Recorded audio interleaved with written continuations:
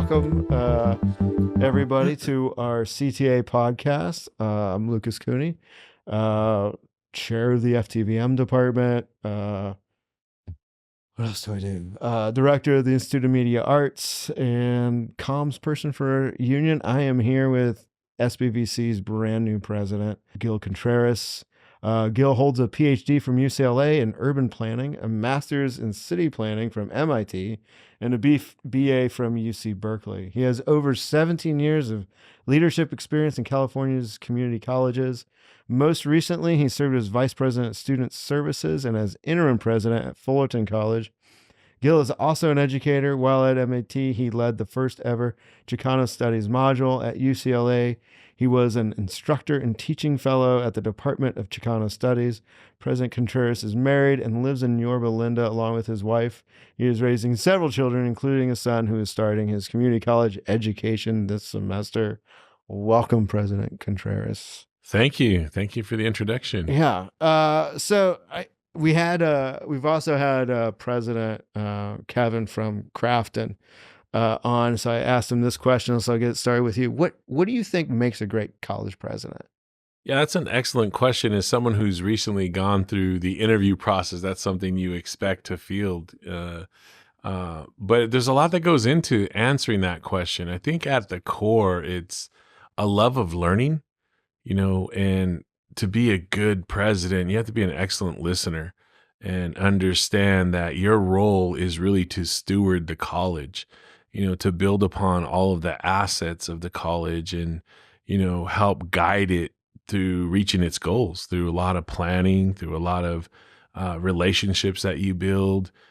So for me, I think what's at the core of that is a love of learning and knowing, how to move a college forward. And I think the experience over the last 5 years or so from the COVID pandemic and all things that really shaped our world for a lot of time, we learned a few things. And we learned at most, these institutions are really about people, and people drive institutions. And for me as a leader, it's important to put people first. And to do so, to be a really student-centered institution, that doesn't mean you just only focus on students. That means you are focusing on your faculty and giving them the support they need to, and we entrust them with education, with educating our students. For our classified professionals, giving them professional development and support they need to serve our students. For our management team, making sure they have the authority and the support and the accountability to move the institution forward. For the community that we serve, making sure that they know this is their home when they come on our campus and we go out into there. So back more directly to your question, listening is a really important characteristic of a good college president.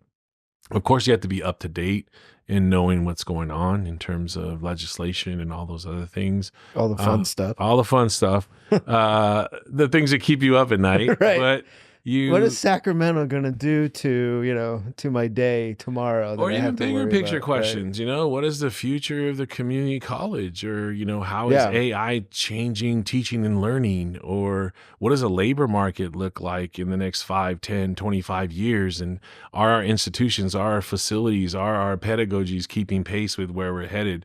And the good thing is, as a president, you don't have to have all those answers. But you have to work and build those relationships with the experts in their fields and provide them with the support they need to lead. It's interesting you bring up AI. I got connected through a friend of mine who teaches at RCC with I guess I didn't realize it's the community college from the chancellor's office statewide. They're doing a study on utilizing chatbots in your classrooms to kind of assist you. So I'm able to do that. So I was on a Zoom session on it. So basically it's like you'll have the ability, so I can upload my syllabus. And so the students can go in there and ask those general questions that we're getting all the time. They can ask it to the chat bot, or I might load it up with some of our instructional materials so they can go in and get this extra service on top of, just again, it's like I have got my own TA is how they're presenting it. So we talk about AI all the time in the film department because, there's a fear of is it going to replace us? And I'm of the opinion that if we teach our students how to use it, they're going to be more successful. So it's interesting to hear you talking about that. Yeah, I had an opportunity, and in my intro, you mentioned my son who's starting community college this year as well, and he had a chance to go with me. We went to an AI summit for K-12 primarily. Yeah. But there was people there from Google, from Stanford, from UC Irvine, leading researchers developing, some policies and protocols around how we use the technology in an educational environment. And there's a professor from Stanford who really put a simplified frame around it, saying AI could be like fire. We use it in campfires, we build s'mores with it. It brings joy and comfort, but it also could end the world, through exploding things. We've seen Terminator. That's why it's so important that we don't shy away from these tough conversations of how it's changing our work landscape or our educational environments. And I think at times we get stuck on like, how is AI using for academic integrity or, plagiarism?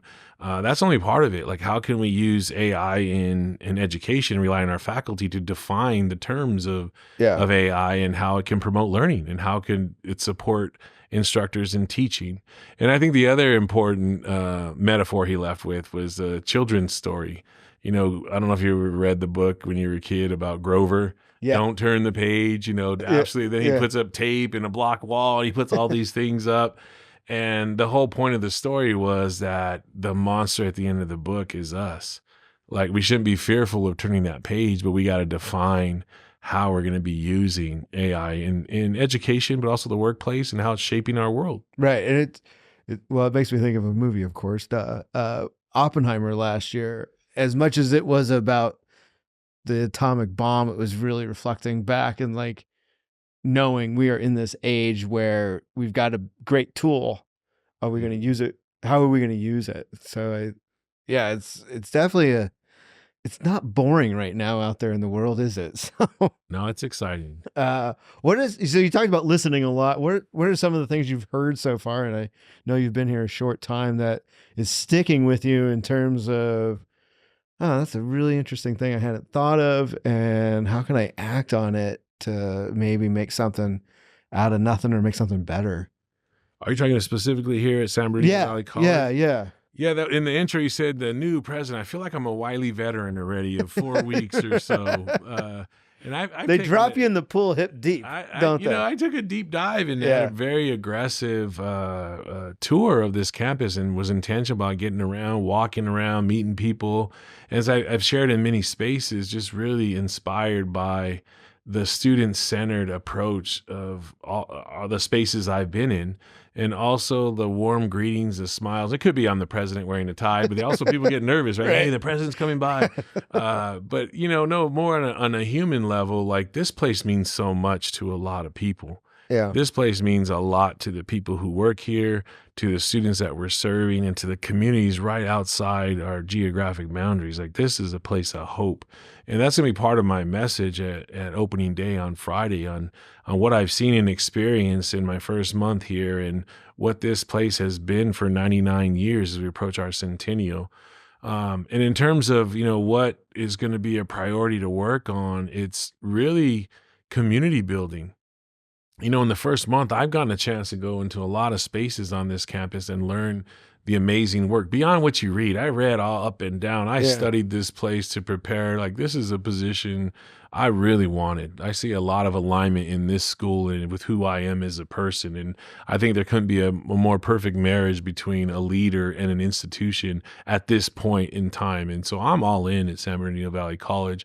And I think that's what's really one of the things I think needs our attention and care. For the past couple of years, San Bernardino Valley College has been in a position of a lot of, I want to say not a lot, but uncertainty, interims across the landscape, temporary positions, 1 years. We're kind of like waiting for something to happen. Yeah. And for me personally, I've been through similar. Over the last 2 or 3 years, I've had 7 different supervisors. I've been in an organization that's undergone a lot of change at the top throughout the organization. When I served as 1 year as interim president, I had 12 management positions that were interim or vacant, a bunch of faculty transition with the early retirement incentive. So I've been through that transition story.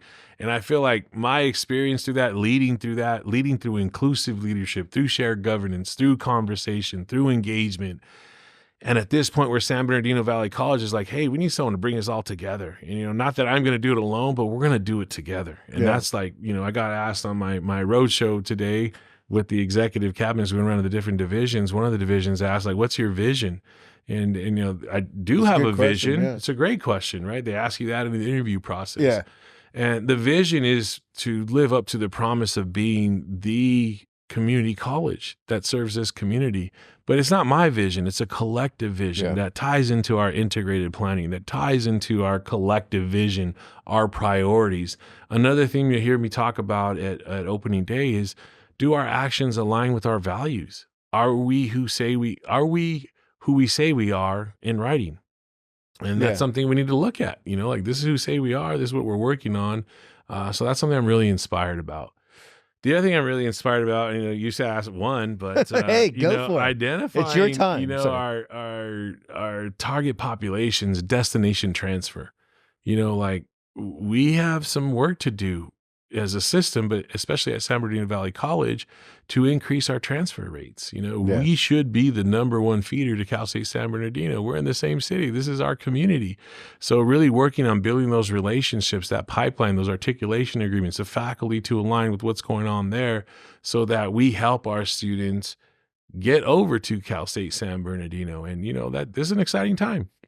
In my small way, working with, I'm fortunate that, obviously this is my gig, my home gig, but I still get to teach myself and Professor Lyons. We teach a class too at Cal State San Bernardino within their comms department. So we've had really cool conversations with their leadership over there about how can we strengthen their burgeoning film program so our students see an option here locally.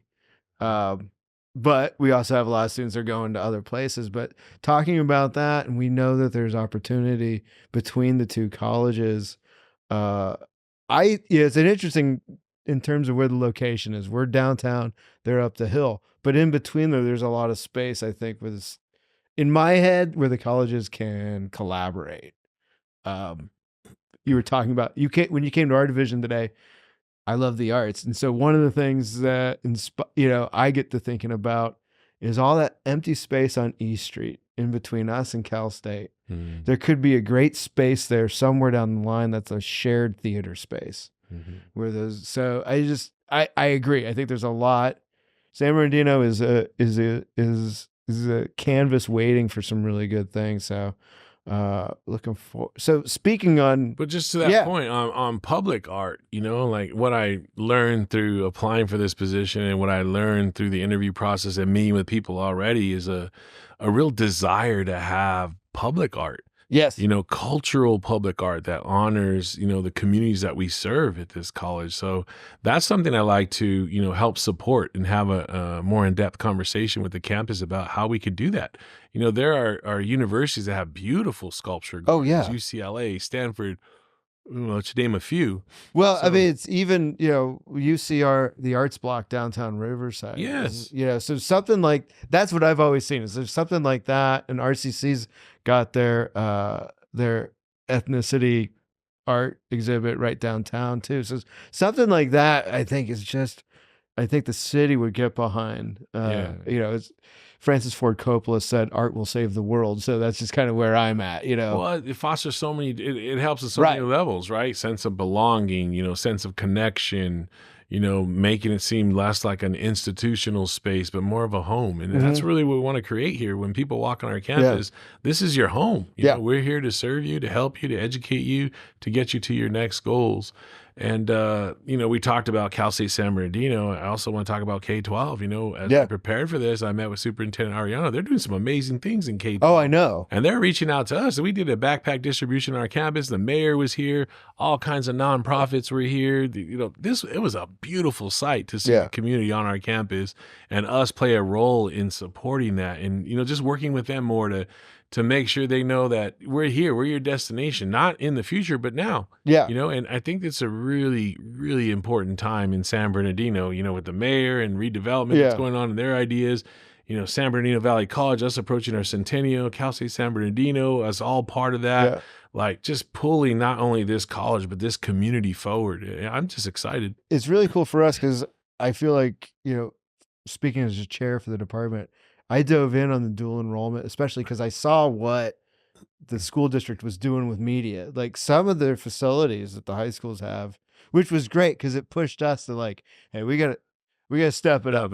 I gotta wow the students when they walk through here. That's why we got this podcast room, so we get that wow factor. But it's nice to know it's like it helps us teaching, right? Because we've got these wonderful students that come to us through like Cajon and I'm forgetting Cajon in particular. They're ready to go, so that helps us a lot. But by us being at some of those campuses, they're gonna know what to expect when they walk through these doors too. So, and just think about the message it sends, right? There's all kinds of things that intersect, like for low income students of color, first generation, there's often there's the digital divide, but they live in the world where it's driven by high tech. It's driven by all these things that they're interfacing. Their lived experiences are defined by technology and their interaction with technology.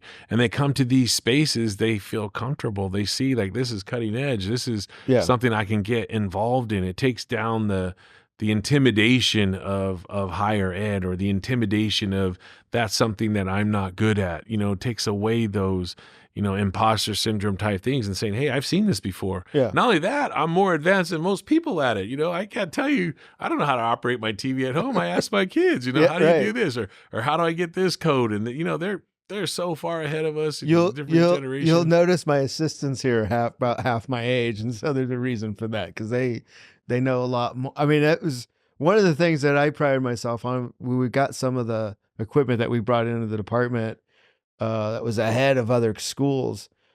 Nick, who you met, one of our assistants, was working on a professional film set, and the camera operator didn't know how to run the camera, but it was a camera that we had here. So he was the one that was able to go and do the settings. Wow. And so on that day, I think he got credit for camera op for that day, because I made him do a how-to video on how to set it up. So it was ingrained on him. So, but we're noticing that with the high school partnerships is those students are coming a lot more prepared to here. So just speaking in terms of support, I think that runs into a question I was going to talk to you about in terms of collaboration between admin and faculty. What are some ways that you've had success with that in the past, and how do you hope to carry that over while you're here at Valley? Yeah, I think at the foundation of collaboration are relationships, trust and integrity. And trust is something you have to work in every interaction. You're building trust. And, when you say you're going to do something, you got to do it. I'm a really big Brene Brown fan. I love her. Yeah. If you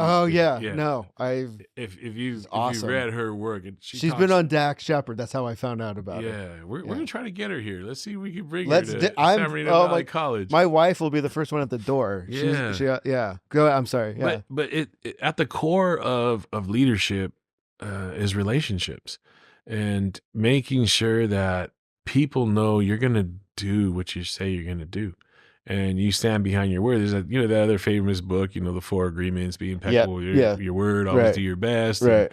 And, there's truth to that. Yep. Be authentic, work with integrity. For me, I think I've had some great experiences through shared governance, and or participatory governance, depending on where you are. I don't know if I'm using the right terminology. I think it's shared governance here, yeah. Okay, so that's good to know. Yeah. And I taught a class at Cal State San Bernardino in the doctoral program on shared governance and higher ed policy. And, some of the students in the class were faculty at RCC, faculty San Bernardino, faculty different places, managers all over the landscape, UC system. Right. And it was really nice to engage with people about inclusive decision-making, about the importance of shared governance, because that's where you get collective ownership. That's where you get buy-in. That's where you get support. If you're a leader out there that has to rely on policy, or you're having to rely on collective bargaining agreements or MOUs, then you're not leading, you're managing. Yeah. True leadership and true ways to move an institution forward or move a college forward is collectively. Yeah. There's a saying, I'm going to butcher it. I don't want to George Bush it, like, you know what I mean? Yeah. But, if you want to go far, you go together. If you want to go fast, you go alone. Right? Yeah. I know I didn't say the thing right, but we're stronger in we. Yeah. Anything that we accomplish while I'm the president of San Bernardino Valley College is not going to be it's going to be we. And I know in my 17 years of experience plus 17 or more in the community college system that the experts are the people who are doing the work. And it's our job as leaders, it's our job as administrators, as executive cabinet, as managers, as deans to build and support those teams to help lead. Yeah. Because leadership comes from the people who are doing the work. It doesn't come from title. If people say, you're going to follow me because I'm the president, that's not a way to lead. The way to lead is to let the best ideas come forward and to establish a culture that respects that. It's a tough time to have that in the world today.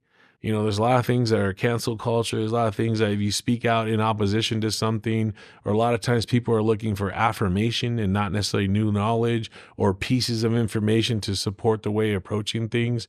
But if you truly want to move an organization forward, you want the best ideas to come forward. Yeah. You want the best ideas that go through your inclusive decision-making process, shared governance processes, and you use those to inform your decisions, because decisions are tough. You think it's easy, they're going to be 99-1 or 100%.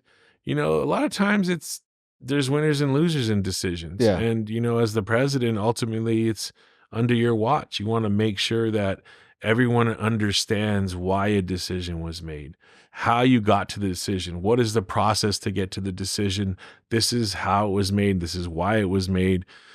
And as a president, the most important thing is what's in the best interest of our students. In the best interest of our students, that's how decisions will be made. The transparency, I think, is where that trust and that relationship comes from. Because if we know why as faculty, why a decision is made, it's like, it might make us irritated at the moment. It's like, well, it's an understanding, it's for a general cause, we get it, and it's like, I think sometimes people feel like, oh, I didn't know why something happened, and then it happened. So I like what you said about explaining here's how certain decisions had to go and get made. It happens. I've had some, great examples. When I served as interim president at the previous college, we dare not speak their name because Go Valley. It's fine because their website was a model for our website. As one of the Guide Pathways chairs, we looked a lot at that school's website. Yeah, excellent. Well, I served as interim president right after COVID.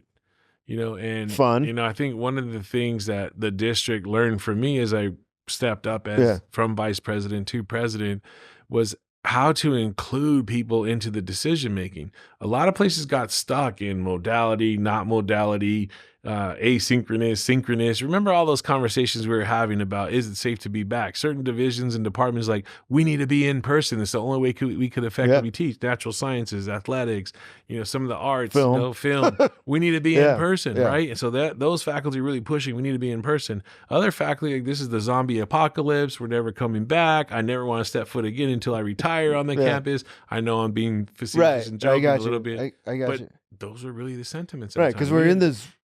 Because things are changing so fast. I heard Fauci on a podcast, and he's like, if we're chasing a moving target, and that's why things are changing so fast. So you can get people's anxieties out of that. One of the things that, really helped me in that time as a leader was relying on the process. Yeah. Inviting faculty, classified professionals, academic senate, the union, students into how we're going to approach this. And we developed a model or a manual, what would you call it, a memo, a handbook, a white paper in some places. Here are the 70 recommendations we have to how we can safely return. And here are recommendations for areas not to safely return, and presented that to the district, became a model, and moved on to, be very successful. One of the things I'm really proud of is, where I served as Fullerton College as the interim president, they've been around since 1913. So you're talking about 111 years.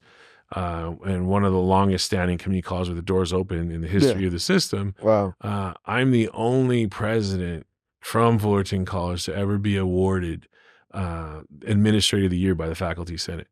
So that just shows you how much like I really, not because I did anything special, but because I honored the process. That I said, here's our process to decision making. I value your input. We value your input. Yeah. It's a we in how we're going to approach this. And sometimes if you have to say no, it's because there's a good reason. Yeah. Here's why we have to say no. I think people respond to that. You know, you have say into a decision. You have a way, you know, to give your voice. And if it doesn't go your way, as long as you understand why it didn't go your way, you know, you move on. You made me think of something in talking in what you were saying. I don't know if you ever saw it, the last lecture series with Randy Pausch. He was a professor at Carnegie Mellon. Check it out. Anytime you're just feeling like exhausted, check this out. So Carnegie Mellon had this special called Last Lecture. If you had one last lecture to give, what would it be? Well, so far, as he got assigned it, he found out he had terminal pancreatic cancer. And so he's like, he even starts it off. He's like, I get the topic and I finally nail it. But then, you know, but he talks about dealing with certain admin at the college, and he called him Dean Wormer. So if you know Animal House, it was like, he goes to him, he's really excited about a thing. And the guy just said, no, I'm not going to allow it. And then he went to another dean who was that dean's supervisor. And he's like, well, and that dean had said, well, you're really excited. So I'm really interested in what it is. So tell me more. And what he says in that, he's like, and here's my lesson to admin is like, there's two ways to say no.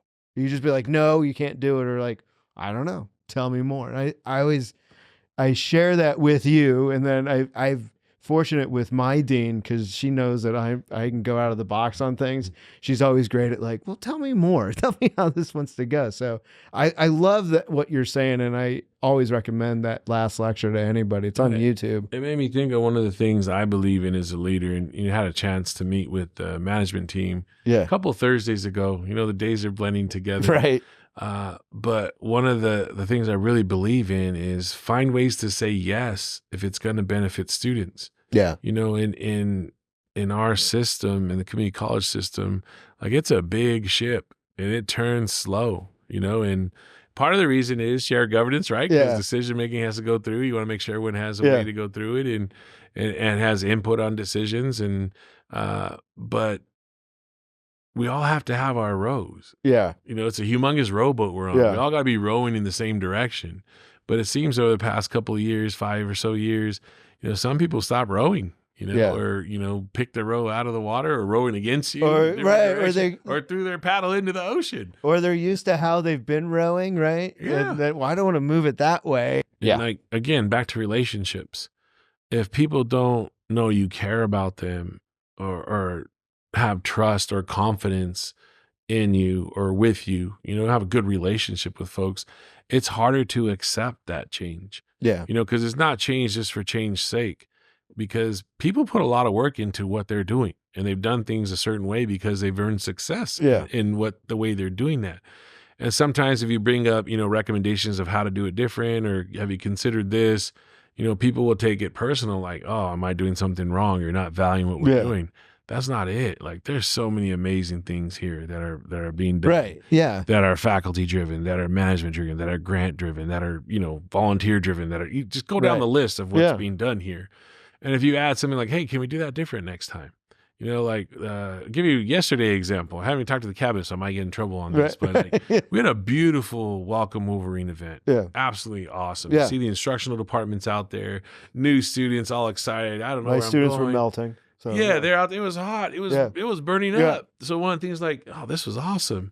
Maybe next year we should think about doing it in the gym, you know, like just being indoors. And then you hear like, well, Crafton had theirs in the gym and they were inside and indoors. Like, oh, there you go, Crafton, San Bernardino. Jump right into that, you know, friendly rivalry of our family members in the district. But, you know, that one comment, depending on who says it and where, it could be taken like, oh, we didn't do a good job. It was an awesome job. Yeah. You know, amazing. That's what we should be doing. San Bernardino Valley College at its best. Yeah. You know, faculty out there, managers out there, students out there, community members out there. You saw Blue. You saw Blue? Saw Blue was out there. Your president was out there in a wool suit, you know. The people were there. Yeah. That's who we are. Yeah. And well, maybe we could do an air conditioning next Yeah, time. You know, there's like, always one little thing like that. I've had this happen to me as a faculty. You know, like I want to get this project done exactly this way in my syllabus, but then you just got to remember it's about the journey, less about the where you end up. So yeah, to me, it's all is there a thing we always do in our after our film sets is ask what worked and what could be improved. Yeah. You know, And to that point, you know, I really want to revisit like how amazing our outreach team is. Like since I've been no, they here do a in the great month, job. Yeah, yeah, like just seeing the welcome event that we had in the auditorium. We had another one, I forgot the name of it, you know, a couple of weeks ago that was in the auditorium. We welcomed Summer Bridge. There yeah, we go. We had a Summer Bridge program, and just to connect the instructional areas. You know, I saw, you know, the farm tech out there, you know, nursing out there, ceramics out there, I want to say speech and debate, but it's something communications was comms. out there. Yeah, Yeah, yeah, comms is out there. Like just seeing people. I saw equity out there. I didn't get a chance to step by there. yeah, By the time I ended, you know, my yeah, tour, it was ending, so I didn't yeah, get to their table. So my apologies, equity folks. I yeah. know I ran into you today in the hallway, but you know, really want to spend time with everybody out there. And that's that sense of community where we get to see each other and spend time together. The students feel that. Yeah. They know when we're out there together. They know when we're being real with them. They know, like, oh, you know, well, there's some, you know, something here between these two tables. Oh yeah. You know, they're not really talking to each other, but that's not the case. You know, Yeah. what you saw out there was a community of support for the students that we're serving. So that was really exciting. If money, time, and people power was not an obstacle, how would you see opening day of any sporting event here on campus? Yeah, that's a tough question. So I'm gonna take the fifth on that. No. I don't know if I could answer the opening day because I'd really like to invite what the coaches want to see, the students see, like have media day, like have all. Because the reason I bring it up is it's the first college campus, and I worked with college campuses for 10 years. It's got a football team. I was like so excited. Yeah, So I love that. Yeah, and I think for the most part, you know, San Bernardino Valley College has a strong reputation in athletics up and down the state. And I come from a community college that has, you know, stellar athletics programs. You know, That softball stadium here is amazing. Yeah, softball just beautiful, right? Mhm. The basketball gym, beautiful. And our basketball program is something to be It's great. Yeah, Coach is doing a great job. You know, not in all the sports. You know, and to me, it's what the sports represent. You know, for me, growing up, you know, baseball, football, basketball were a huge part of my development, you know, and kept me out of things that other people were doing growing up in Norwalk, California as well. But I don't think I would have gone that way anyway because I had so much love and support from my parents. But what it represents is a sense of connection. You know, for a lot of our students, it's an entry point to an education, to a career, to additional things that they might not be aware of. Yeah. And, you know, a lot of love and support comes from those coaches. You know, they're you talk about guided pathways, their original guided pathway. You talk about equity, they've been doing equity forever. Yeah. You know, they make sure that the student athlete is supported. And for the student athlete, that coach becomes, you know, someone who guides them through an organization, an institution, college, to go on to their next level. So for me, it's important that, you know, we acknowledge that and that we know we have work to do in athletics. We know we have work to do with, you know, our pay of our coaches. We know we have work to do with equity, making sure we have living up to Title IX standards, that, you know, our women's sports are supported at rate and pace with our men's sports. We know that we need to get behind our student athletes to make sure they understand the student athlete and they have the supports they need to be successful, both in the classroom and in the sport they're competing in.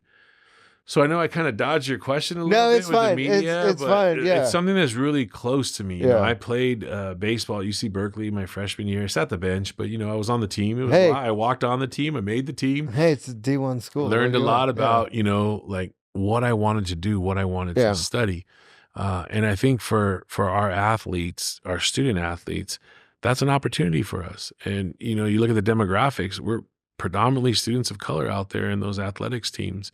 And you look at our equity objectives, disproportionately impacted groups. What can we be doing to support our students of color, particularly Black males and Latinx males, but also just, Yeah. all students in general. But if we're going to be successful at maximizing the student-centered funding formula, if we're going to be successful living up to our student equity objectives, we have to improve on persistence from fall to spring. We have to improve on successful completion. We have to improve on transfer. And these are our students. They're full-time students. They're committing. And the other thing that I really respect about our student athletes is everywhere they go, they wear our name. They represent us in every space they're at. They're wearing San Bernardino Valley College across their letters, and they represent us everywhere they go. That's a big responsibility. They go out there, and the way they conduct themselves is a reflection of who we are as a community, who we are as a college. And I want to make sure they understand that too. So they're going to have all the support of this college to help them be successful in what they're competing, but most importantly, to get them to their next level of career and transfer objectives. Yeah. But I got one more big answer to that. Yeah. I want San Bernardino Valley College to be the promise of the Inland Empire. There's so much talent in this community. If we could retain the folks at San Bernardino Valley College, come here and compete, our athletics programs would be at the top all the time. One of the things I'm doing, just so you know, in my syllabus this year is it's an assignment for students to go find an event on campus to go attend and just report back on it, because I think that's a big way to get community going. My wife works at UC Riverside, and they're now D1 basketball, and it was so awesome to go in the gym and check that out. There's a buzz around it. And so things like that, and I would dare say too, is coming from arts and humanities, if it's besides athletics, we've got as much going on too all the time. Yeah. So I'm always super supportive of I love the athletics because I feel like we're in a similar boat. We got stuff going on we want to show off. You said arts, right? So yeah. Coaches out in the community, right? You talk about recruitment. It's not recruitment. It's like getting students to come to college. That arts is the same way. Yeah, no. Choral programs, theater programs, music programs, technology programs. What I said in my interview, and Diana was sitting in your chair at that time, it was, I wanted this to be the go-to college for film and television in the region. I just figured I'd shoot for the moon and see where we landed, because I knew what we had as far as a TV radio station, the support from the district, that we could be a destination department. My goal is, I always tell them, my goal is to get on the Variety top 30 film school list. That is my goal. I have told Paul that in marketing.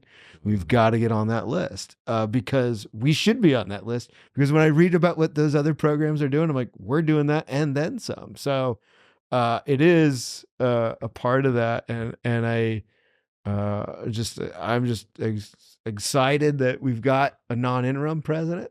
So I'm sure we all are, because we're just like waiting on to see where things can go.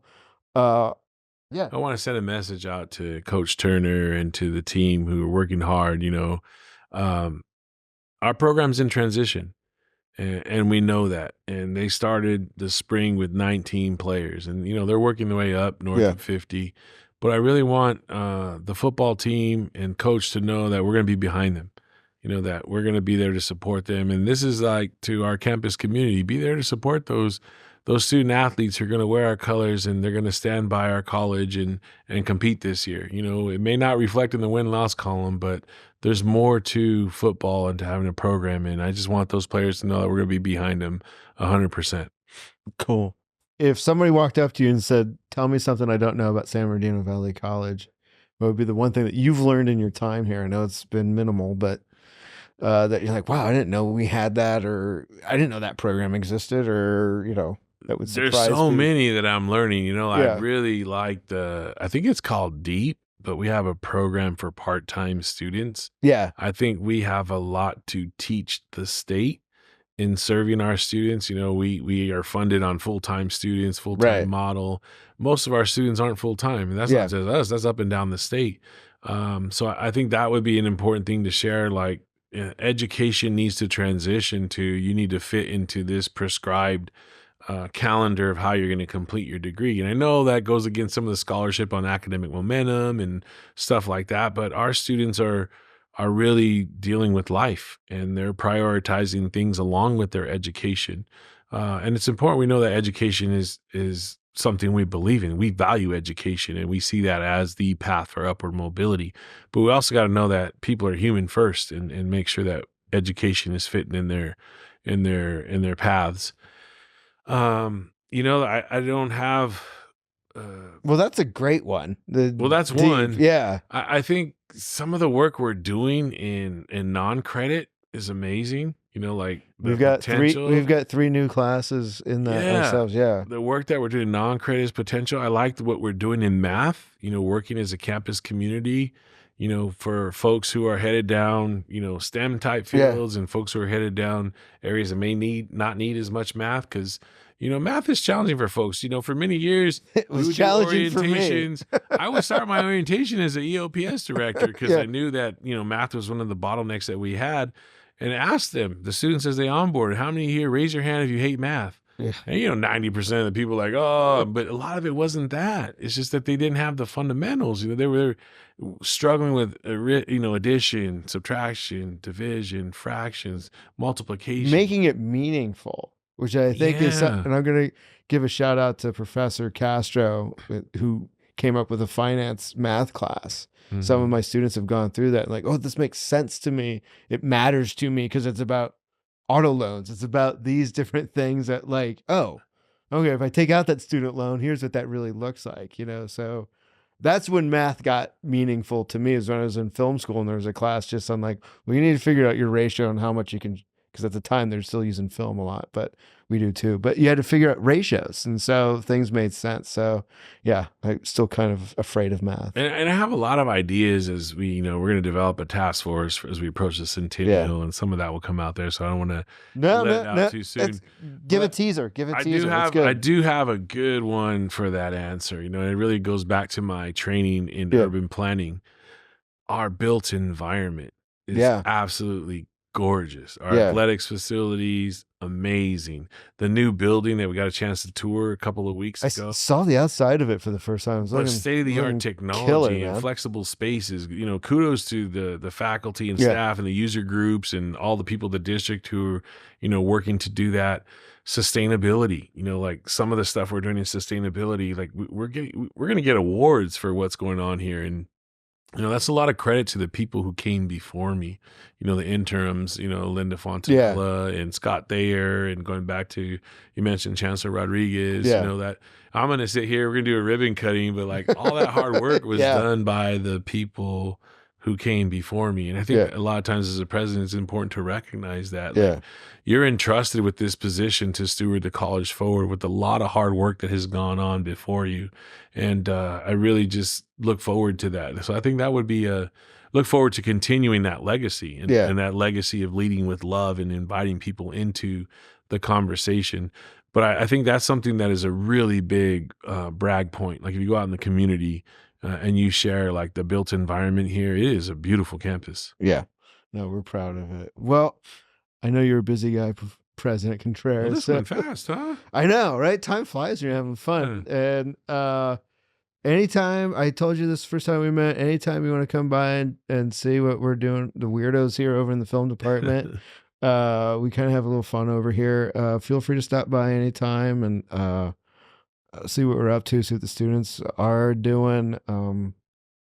And doors always open, man. Well, the same. And this goes out to the campus community. I really want people to know that, the president's office is accessible. It's open door policy. I want to hear from you. The executive cabinet, same thing we've talked about. We want to hear from you. We're here to serve you. We're here to serve, and we want to make sure that we're leading this campus with, the promise of education that San Bernardino Valley College represents to the communities that we're serving. And that starts with us. So please, doors open, want to hear from you. Best ideas come forward. Let's work together. Awesome. Well, thanks again, man. All right.